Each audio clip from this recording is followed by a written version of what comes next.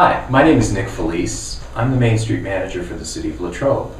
My formal title is Executive Director of our organization, which is Latrobe Community Revitalization Program.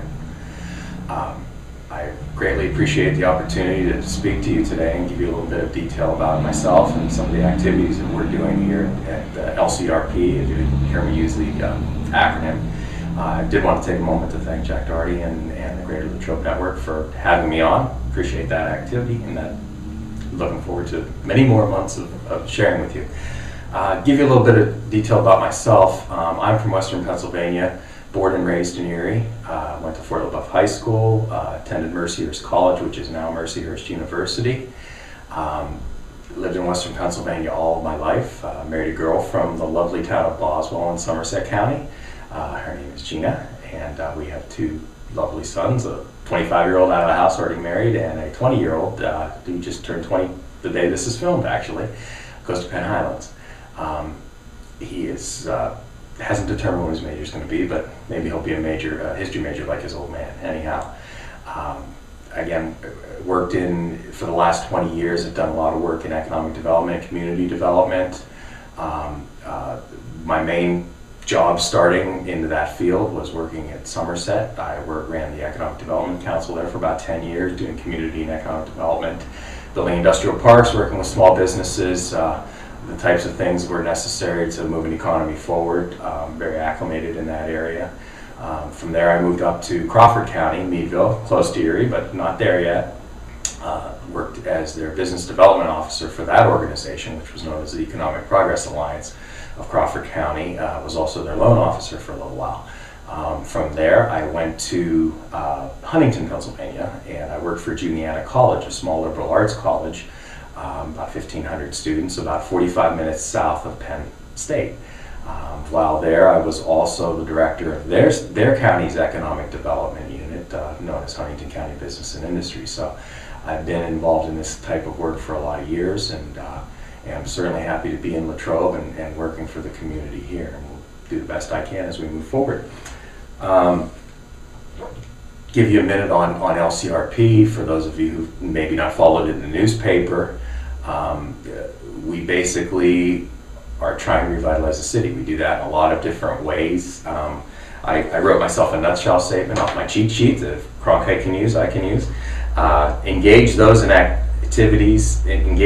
activities and individuals and entities who can generate a positive change. Now that change could be doing real estate development or redevelopment of sites, removal of blight, city beautification, the promotional side of things that we do.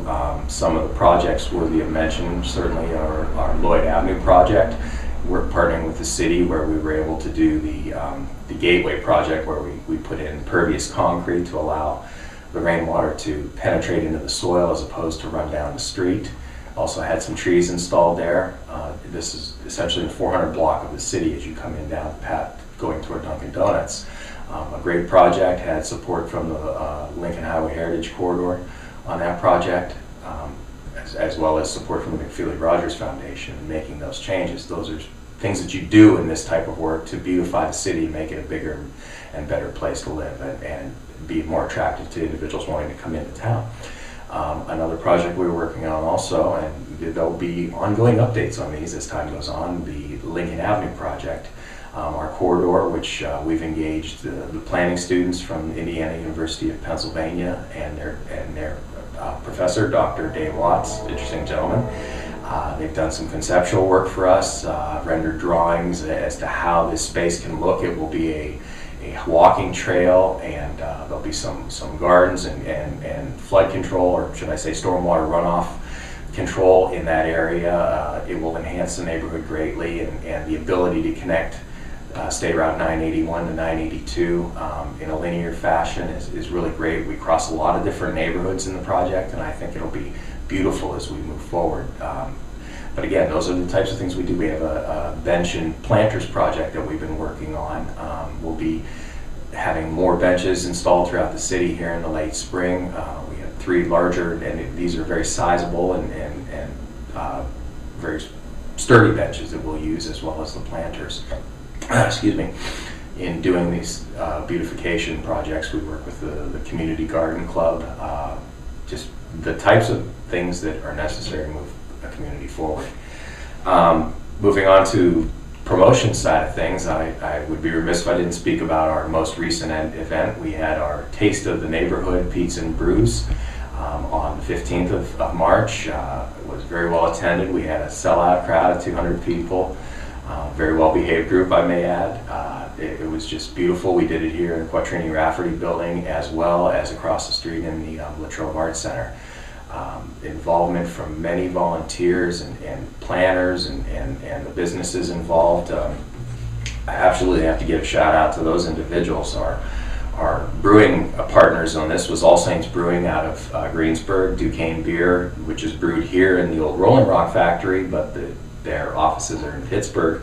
Helltown, which is brewed in Mount Pleasant, as well as Jones Brewing, Stone, are the ownership company for Stoney. So their involvement was just crucial in creating interest and the ability for a lot of individuals to come in and taste. I think it was very attractive to them, those who were 21 and older, obviously. Our pizza shops, we had 6 pizza shops, all based here in the city. Fox's, Gio Gianelli's, Hotel Loyal, Julio's, Racer's Tavern, and Scotty G's also participated by providing product. They donated the pizza as well as the beer was donated for our fundraising effort.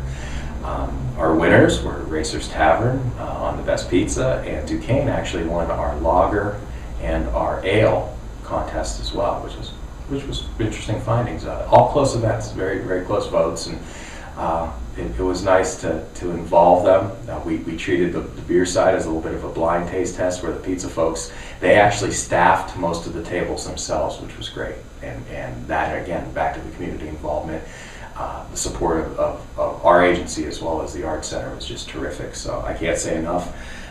Thanks to the Latrobe Bulletin as well for providing $1,000 of free advertising for the winning pizza shop. And the winning brewer will get a plaque. And we're going to put the language on there, best ale, best lager, whatever that may be here in the next few weeks. But we see it as an event that will probably happen on a yearly basis. We're also looking at enhancing other Taste of the Neighborhood events, which could entail doing wings or something different along those lines. So it'll be great as we move forward.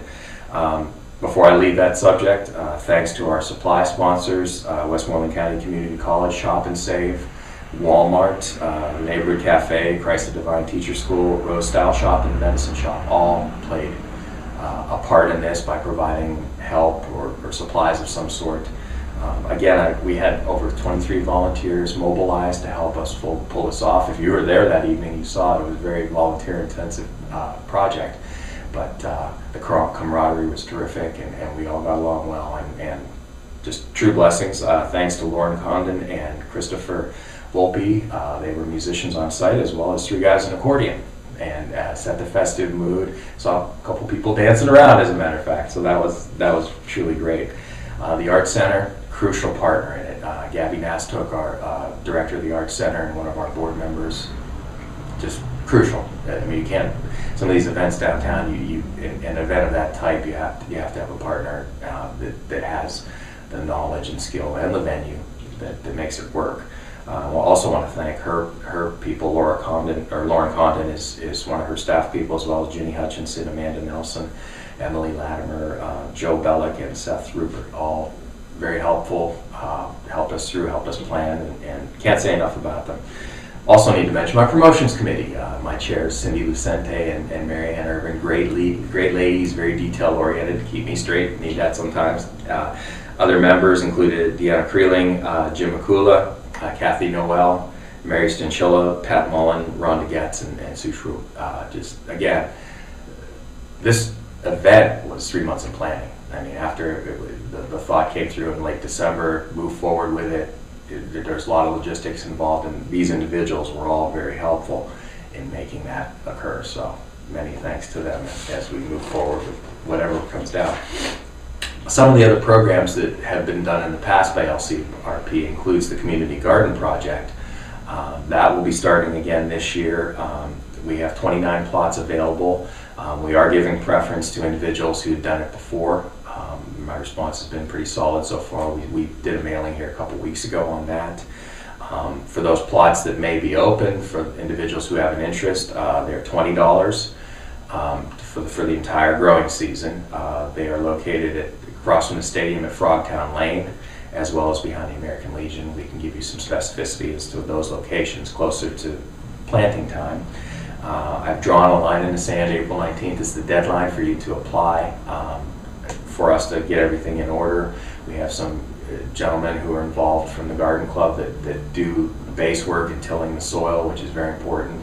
And they've given me the date of May 4th would be the day to show up and start planting. Of course, by then you'll have registered with me, paid your $20, and look forward to a great growing season.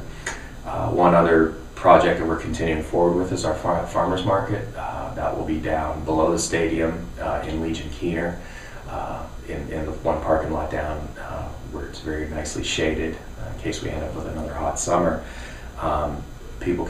Vendors can sign up. A mailing has already gone out to that extent. That will be $10 per day on Tuesdays. It will start on June 4th, be every Tuesday from noon to 4 until October 22nd.